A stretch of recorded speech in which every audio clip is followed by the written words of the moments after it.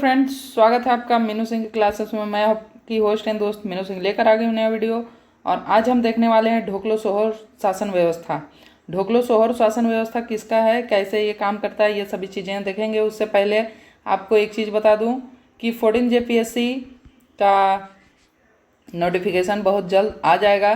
तो जो 14 JPSC को टारगेट कर रहे हैं वो अपनी प्रिपरेशन को चालू कर दें, ठीक है। क्योंकि ये एक दिन में एग्ज़ाम निकलने वाला चीज़ नहीं है। आप लोगों को एटलीस्ट 6 मंथ तैयारी करनी होगी। अगर उससे पहले आता है तो उसके बारे में हम लोग रणनीति बनाएंगे, लेकिन अभी हम 6 मंथ को टारगेट करके अपनी तैयारी को करेंगे ताकि हम डिटेल में पूरे सिलेबस को कवर कर सकें, प्री प्लस मेंस को कवर कर सकें, ठीक है। सिर्फ प्री कवर करने से कोई फ़ायदा नहीं है, क्योंकि ये झारखंड है।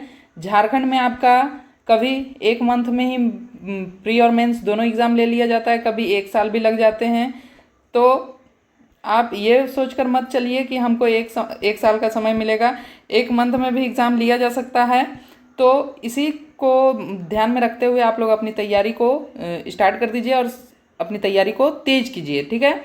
हम आज शासन व्यवस्था का अगला शासन व्यवस्था देखने जा रहे हैं। इससे पहले बहुत सारे शासन व्यवस्था के पूरे सीरीज़ को मैं अपलोड कर चुकी हूँ, तो जाकर उसको भी देख लीजिए। और यहाँ पे आपको झारखंड का कंप्लीट सॉल्यूशन मिल जाएगा। झारखंड का कंप्लीट सॉल्यूशन, चाहे वो जीके हो झारखंड का, चाहे करंट अफेयर्स हो, ठीक है, या स्टैटिक पोर्शन हो, ठीक है, सभी चीज़ें आपको यहाँ पे कवर करवा दिए जाएंगे। तो आप लोग यहाँ पे बेफिक्र होकर इस चैनल को सब्सक्राइब कर सकते हैं। और बहुत लोग सब्सक्राइब कर रहे हैं, अपना प्यार दे रहे हैं, वीडियोस पसंद कर रहे हैं। उन सभी से एक ही रिक्वेस्ट है कि आप लोग ज़्यादा से ज़्यादा अपने दोस्तों को शेयर कीजिए वीडियोस को। और जो 14 JPSC को टारगेट करके अपनी तैयारी करना चाहते हैं, जो सेल्फ स्टडी से अपनी तैयारी को करना चाहते हैं, गाइडेंस लेना चाहते हैं, वो इस चैनल को सब्सक्राइब कर लीजिए। आपको बेहतरीन गाइडेंस मिलेगा, बेहतरीन स्ट्रैटेजी मिलेगा। और हमारा टेलीग्राम भी है, उसको भी आप जाकर ज्वाइन कर लीजिए। वहाँ पे कोई भी नोटिफिकेशन आता है तो अपलोड कर दिया जाता है, तो जाकर वहाँ पे भी ज्वाइन कर लीजिए, ताकि फ्यूचर में हम MCQ प्रैक्टिस कर सकें। नोटिफिकेशन आए या एग्ज़ाम डेट आए तो हमको फास्ट रिवीजन के लिए MCQ प्रैक्टिस करना हो, PYQ देखना हो, ये सभी चीज़ें कर सकें। तो वहाँ पे आप जाकर ज्वाइन कर लीजिए। और एक चीज़ और कमेंट कीजिएगा कि 14 JPSC के लिए PYQ का सीरीज़ लाया जाए क्या, झारखंड जीके का PYQ या पेपर 1 का PYQ, ठीक है, लाया जाए, ठीक है। तो चलिए स्टार्ट करते हैं वीडियो को और देखते हैं ढोकलो सोहर शासन व्यवस्था। यह किसकी शासन व्यवस्था है, तो यह खड़िया जनजाति की शासन व्यवस्था है, ठीक है। खड़िया जनजाति की शासन व्यवस्था है। खड़िया जनजाति के पारंपरिक शासन व्यवस्था को ढोकलो सोहर शासन व्यवस्था के नाम से जाना जाता है, ठीक है। ढोकलो सोहर शासन व्यवस्था के नाम से किसका शासन व्यवस्था जाना जाता है, तो खड़िया जनजाति का। खड़िया जनजाति मुंडा समाज की एक उपशाखा है, ठीक है, मुंडा समाज की एक उपशाखा है। इससे पहले भी हमने देखा था कि मुंडा मान की शासन व्यवस्था भी मुंडा समाज का उप शासन व्यवस्था था, ठीक ना, उपशाखा था मुंडा मान की शासन व्यवस्था। और खड़िया भी मुंडा समाज की उपशाखा है। इसके शासन पद्धति में मुंडा समाज की व्यवस्था की छाप दिखाई देती है, ठीक है। इसके शासन व्यवस्था में मुंडा समाज की शासन व्यवस्था की छाप दिखाई देती है। और ढोकलो का अर्थ क्या होता है खड़िया जनजाति में, तो ढोकलो का अर्थ होता है बैठक और सोहर का अर्थ होता है अध्यक्ष, ठीक है, या सभापति। ढोकलो का अर्थ होता है बैठक और सोहर का अर्थ होता है अध्यक्ष या सभापति, ठीक है, सभापति। कहीं आपको यह दिख जाएगा सभापति, ठीक है। तो इसका अर्थ क्या निकलेगा, ढोकलो सोहर का अर्थ हुआ बैठक की अध्यक्षता करना या बैठक का सभापति। बैठक का सभापति कौन है, तो ढोकलो सोहर का राजा, ठीक ना, खड़िया राजा जिसको हम बोलते हैं। क्लियर। अब इस जनजाति के थोड़े से इतिहास के बारे में हम देखते हैं तो हमको मालूम चलता है कि खड़िया इनका नाम क्यों पड़ा, खड़िया जनजाति इनका नाम क्यों पड़ा। तो एक खड़खड़िया पालकी ढोने वाला जनजाति हुआ करता था आपका बहुत समय पहले, ठीक है। तो उसके कारण इन जनजातियों को खड़िया नाम से पुकारा जाने लगा और खड़िया प्रचलित में हो गया। ये मुख्य रूप से झारखंड के सिमडेगा, गुमला, रांची, हजारीबाग आदि क्षेत्र में निवास करते हैं, ठीक है। खड़िया जनजाति सिमडेगा, गुमला, रांची, हजारीबाग आदि क्षेत्रों में आपको मिल जाएंगे।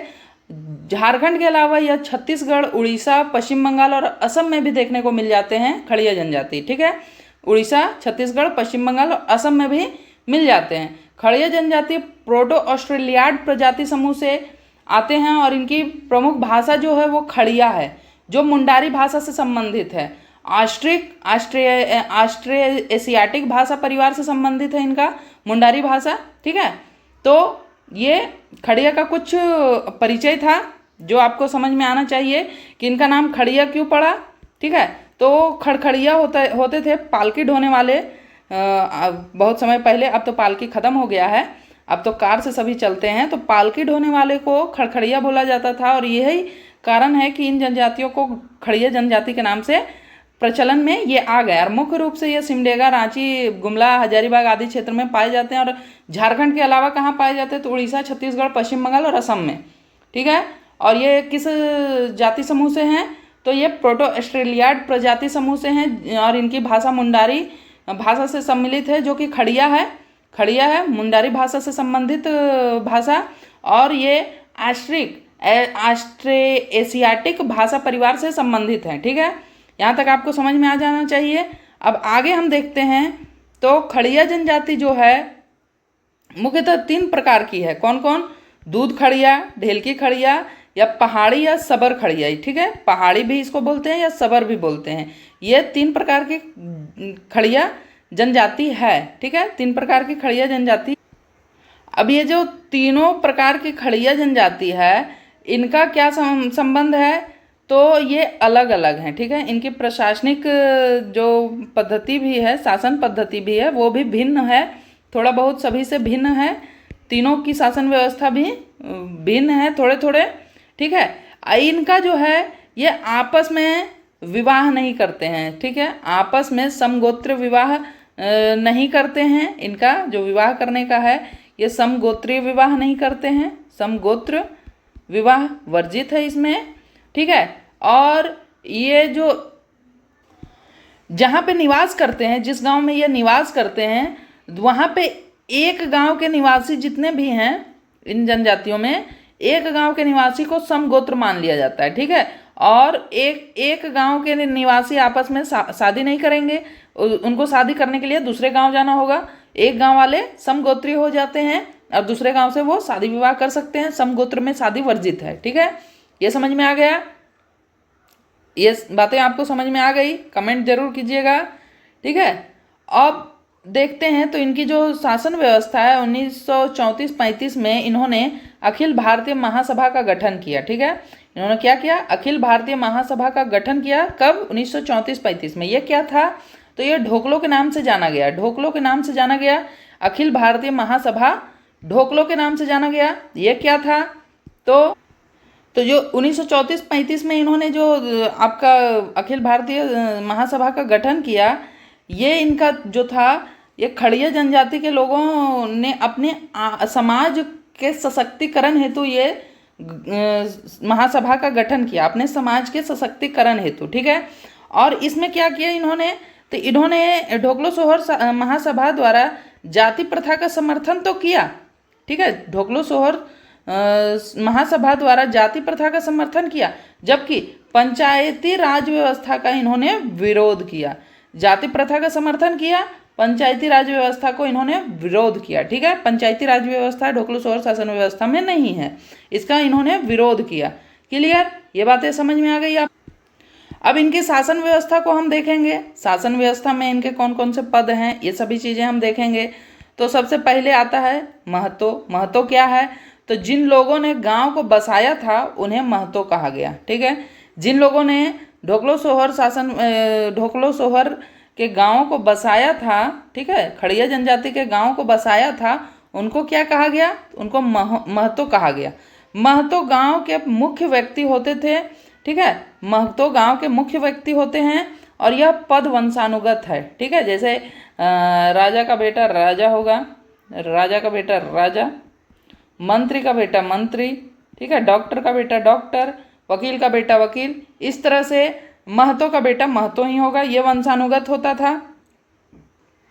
ठीक है, इसमें वंशानुगत चलने लगा शासन व्यवस्था, क्योंकि गांव को महतोहीन बसाए थे, तो इसीलिए इनको गांव के देखभाल के लिए, भलाई के लिए इनको महत्वपूर्ण व्यक्ति माना गया। तो महतो प्रमुख व्यक्ति हो गए, गांव के महतो प्रमुख व्यक्ति हो गए। ठीक है, गांव वालों की सहमति से महतो को बदला भी जा सकता है, जब गांव वाले एकजुट हो जाएं।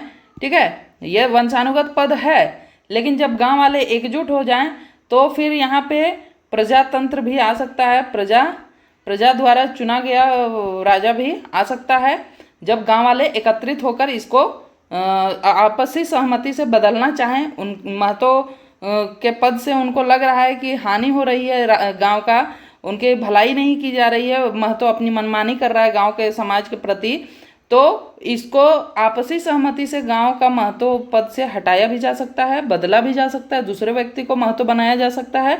ये सभी गांव की सहमति से होती है। ठीक है, लेकिन ये पद वंशानुगत है, वंशानुगत चलता है। अगर वो सही तरीके से गांव को अपने आगे बढ़ा रहा है, सुचारू रूप से चला रहा है सभी शासन व्यवस्था को, तो ये वंशानुगत चलता है। क्लियर, यहाँ तक बात क्लियर है।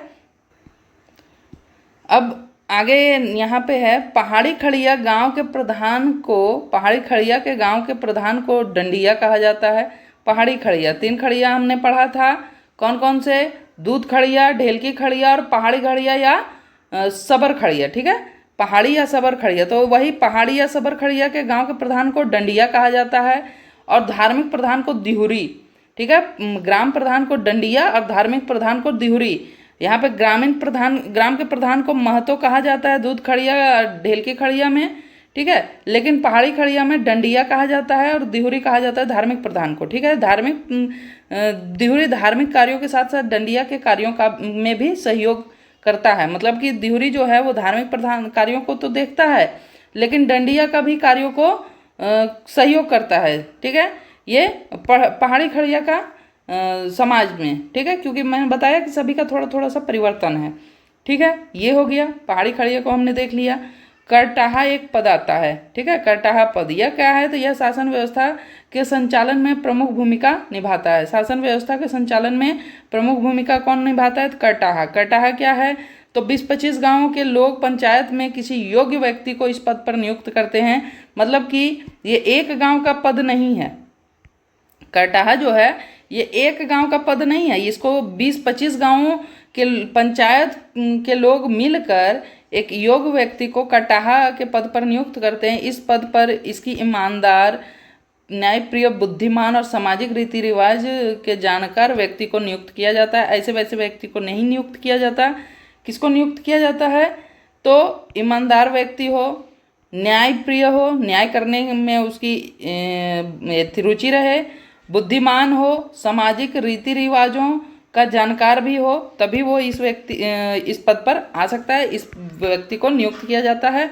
करटाहा का पद वंशानुगत नहीं होता है। ठीक है, क्योंकि ये 20-25 गांवों के पंचायत के लोग, जिसको महतो आप बोल सकते हैं, महतो लोग मिलकर इस व्यक्ति को चुनते हैं, तो ये पद वंशानुगत नहीं होता है। इसे किसी प्रकार का वेतन भी नहीं दिया जाता है। ठीक है, इसे किसी प्रकार का वेतन भी नहीं दिया जाता है, बस इसको शासन व्यवस्था सुचारू रूप से चलाने का अधिकार दिया जाता है। ठीक है, इस शासन व्यवस्था में करटाहा और खड़िया राजा के बीच रेड और परगना राजा होता है। खड़िया और करटाहा के बीच में रेड और परगना राजा होता है। ये कैसे होता है? तो जैसे देखिए, करटाहा यहाँ है, करटाहा, इसके बाद आपका रेड आ गया, इसके बाद परगना राजा आ गया, इसके बाद परगना राजा आ गया। ठीक है, इसके बाद खड़िया राजा आ गया। खड़िया राजा। तो यहाँ पे यही बोला, इस शासन व्यवस्था में करटाहा और खड़िया राजा के बीच में रेड और परगना राजा होते हैं इस शासन व्यवस्था में। ठीक है, समझ में आ गई? करटाहा, उसके बाद रेड होता है, उसके बाद परगना राजा होता है, उसके बाद खड़िया राजा होता है। ठीक है, ये बातें क्लियर हो गई।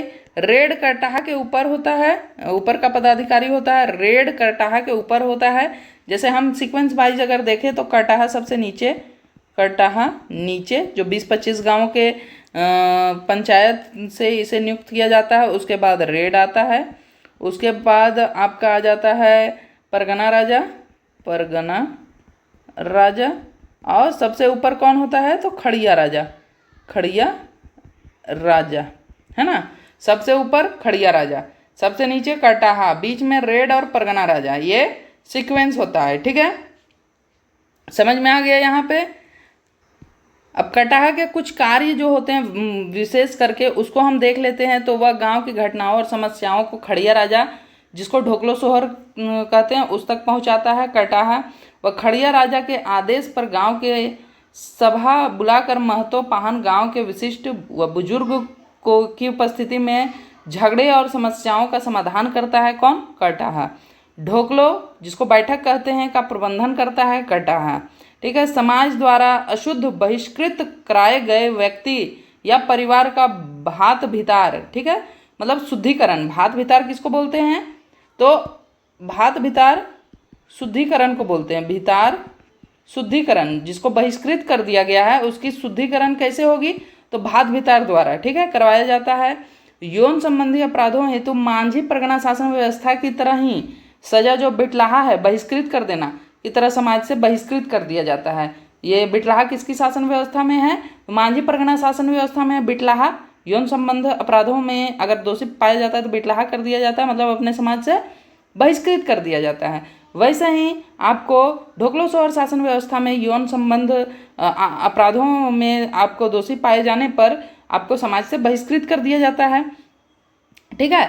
तो ऐसे कुछ समाज द्वारा अशुद्ध या बहिष्कृत कराए गए व्यक्ति को अगर फिर से वापस अपने समाज में आना है, व्यक्ति या परिवार ऐसा हो गया है जिसको बहिष्कृत कर दिया गया है, तो फिर से समाज में आने के लिए क्या किया जाता है? तो भात भितार किया जाता है, ठीक है, भात भितार किया जाता है। क्लियर। और इसकी शासन व्यवस्था को हम बता ही दिए कि कटाहा का पद वंशानुगत नहीं होता, इसको वेतन नहीं मिलता। इसकी शासन व्यवस्था में कटाहा और खड़िया राजा के बीच में रेड और परगना राजा आते हैं। रेड कटाहा से ऊपर का पदाधिकारी होता है। आगे हम लोग देखते हैं तो आता है खूट खड़िया। खूट खड़िया, खूट खड़िया क्या है? तो समाज द्वारा आसपास के गोत्र गांव को मिलाकर क्षेत्रीय प्रशासनिक तंत्र, ठीक है, समाज द्वारा आपस के गोत्र गांव को मिलाकर क्षेत्रीय प्रशासनिक तंत्र अंतर ग्रामीण पंचायत बनाया जाता है, जिसे खूंट कहा जाता है, ठीक है। और संबंधित गांव के कटाहा में से एक को इसका अध्यक्ष चुना जाता है, मतलब जितने संबंधित अपने गोत्र के गांव हैं उनमें से किसी एक कटाहा को इसका अध्यक्ष चुना जाता है और उसको क्या कहा जाता है? तो खड़िया खाट। खड़िया खाट कहते हैं जिसको अध्यक्ष बनाता है आपका खूंट का। खूंट का जो अध्यक्ष बनता है वो क्या होता है? तो खड़िया खाट। ये बात आपको ध्यान में रखनी होगी, ठीक है। और ये वीडियो आप लोगों को कैसा लग रहा है ये भी आप कमेंट कीजिएगा, ठीक है। मैंने अपनी तरफ से पूरा कोशिश किया है कि अच्छे से एक्सप्लेन करें आपको, ठीक है। मज़ा आ रहा है कि नहीं कमेंट जरूर कीजिएगा। ढोकलो क्या है? तो संपूर्ण खड़िया समाज की बैठक को ढोकलो नाम दिया गया है। संपूर्ण खड़िया समाज की बैठक को खड़िया नाम दिया गया है। और यही खड़िया जो है, ढोकलो जो है, ढोकलो का प्रमुख खड़िया राजा होता है। खड़िया राजा, है ना, ठीक है। अब खड़िया जनजाति द्वारा वार्षिक रूप से ढोकलो का आयोजन किया जाता है। प्रत्येक वर्ष ढोकलो का आयोजन किया जाता है जिसमें सभी गांव के प्रमुख प्रतिनिधित्व भाग लेते हैं, जैसे महतो हो गया, पाहन हो गया, कटाहा हो गया, ढोकलो में भाग लेते हैं, ठीक है। और ये आयोजन प्रत्येक वर्ष किया जाता है। इसमें सामाजिक, नीतिगत, समाज उत्थान से संबंधित बातें होती है, ठीक है। क्या बातें होती है? तो सामाजिक, नीतिगत और समाज उत्थान से संबंधित बातें होती है।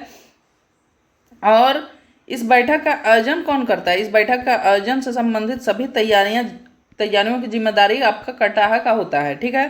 प्रत्येक 3 वर्ष में ढोकलो सोहर का चुनाव होता है और इसी सभा के माध्यम से किया जाता है, ठीक है। जो प्रत्येक वर्ष ढोकलो सभा का आयोजन किया जाता है, इसमें प्रत्येक 3 वर्ष में ढोकलो सोहर का चुनाव होता है, ठीक है। प्रत्येक वर्ष ढोकलो सोहर का चुनाव होता है और ये यही बैठक में किया जाता है, ठीक है।